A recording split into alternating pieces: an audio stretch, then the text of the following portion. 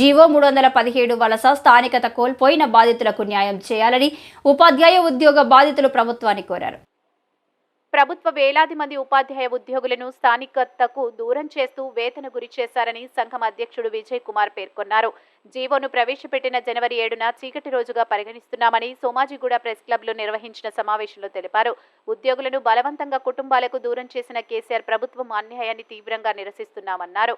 కాంగ్రెస్ ప్రభుత్వం అధికారంలోకి వస్తే జీవోను రద్దు చేసి బాధితులకు న్యాయం చేస్తామని సీఎం రేవంత్ రెడ్డి ప్రకటించడం జరిగిందన్నారు. దీన్ని అసెంబ్లీలో కూడా ప్రస్తావించారని సీఎంకు కృతజ్ఞతలు తెలిపారు. తక్షణమే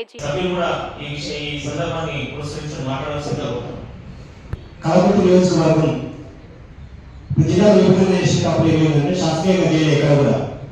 మేము అప్పుడే పోరాటం చేసాం. ఒక జిల్లా ఒక నియోజకవర్గాన్ని మొక్కల సాగు ఇక్కడ చేయడం వల్ల భవిష్యత్తులో ఇబ్బందులు వస్తాయని చెప్పి అప్పుడు ఎవరు కూడా పట్టించుకోవాలి. 10 మండలాలు మొత్తం 10 మండలాలు రంగారెడ్డి జిల్లా కలపడం జరిగింది. ఈ కలపడం వల్లనే సమస్యలు ఎక్కువ ఉత్పన్నమయ్యాయి. కొత్త జిల్లా విభజన చేసేటప్పుడు ఆ సంవత్సరాలు కొత్త జిల్లాలు పనిచేసిన తర్వాత సడన్ గా ఈ జీవో తీసుకొచ్చి 5 సంవత్సరాల తర్వాత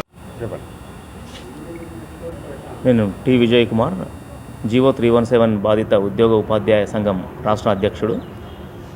అయితే గత ప్రభుత్వము జీవో 317 తీసుకొచ్చి రాష్ట్ర వ్యాప్తంగా ఉద్యోగ ఉపాధ్యాయులని బలవంతంగా స్థానికతను విస్మరించి చెట్టుకొన్ని పుట్టకొన్ని విసిరేసి వారి స్థానికతను కాలరాసి ఈ రోజుటికి సరిగ్గా 2 సంవత్సరాలైన సందర్భంగా ఈ సమావేశం ఏర్పాటు చేయడం జరిగింది. ఉద్యోగ ఉపాధ్యాయుల చరిత్రలోనే ఈ జీవో 317 అనేది ఒక చీకటి జీవో. ఈరోజు ఒక దుర్దినంగా భావిస్తున్నాం.